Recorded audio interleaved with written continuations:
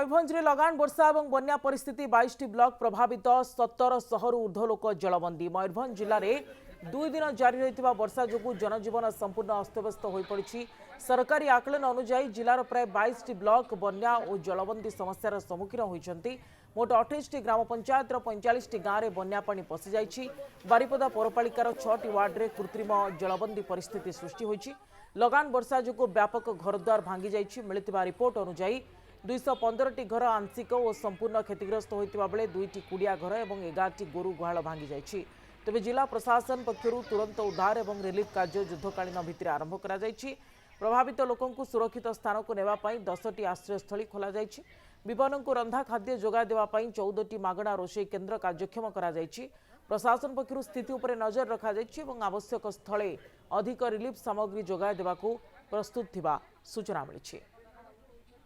बारिपदारे बन्या ये हूँ बारिपदा सहरर 7 नंबर वार्ड मधुबन अंचल देखिपे कि भाव में बन्या परिस्थिति सृष्टि होती।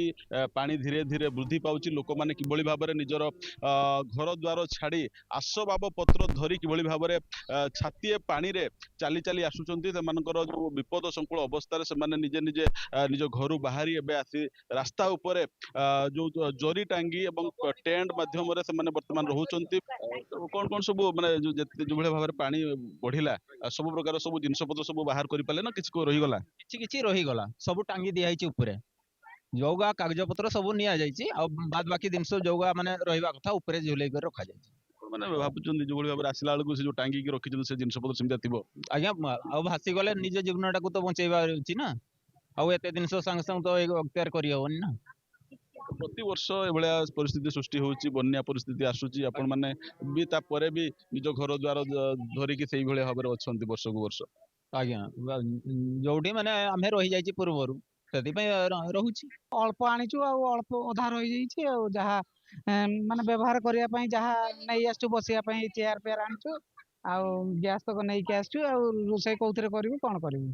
निश्चित भाव में जो जिनस पत्र निहाती बाहर कर आवश्यकता रही जो उद्धार कर आवश्यकता रही से सब जिनस पत्र केवल से बाहर कर कौन कहे देखो वर्ष को वर्ष परिस्थिति कौन करवा सरकार जहाँ उपाय न चेष्टा करदेने हम कौन करवा खाଇବା दाଇବା भी छुआ पिला सब भोक उपास रोचंती हम तो रही सारी आज 40-50 वर्ष है कौन करवा छाड़ी भी जाई होनी कौन जीवा किसी सुविधा नहीं परा कौन कौन सब जिनस सब आपन भासीगला नष्ट हाँ सब जिनस माने व्यवहार करबा लुगा पटा हानि कुंडी की हमर जो बिछड़ा पटा सब भासी जाइए।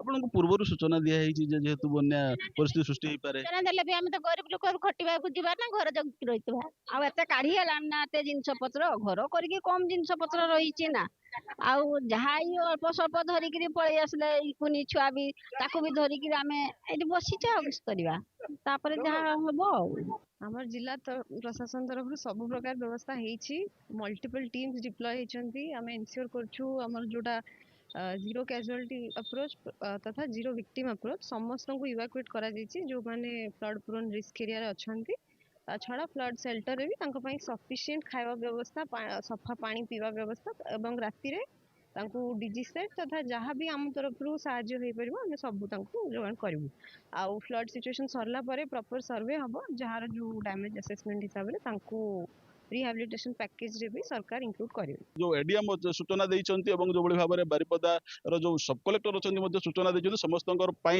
जो लोक मानक व्यापक बंदोबस्त करा जायछि सेमानकर रहिबा खाइबा पीबार संपूर्ण भाव व्यवस्था करा जायछि कहारी भी कौन प्रकार असुविधा हेबनी बोली मध्य सेमानकर जिला प्रशासन पक्षरु सूचना रही।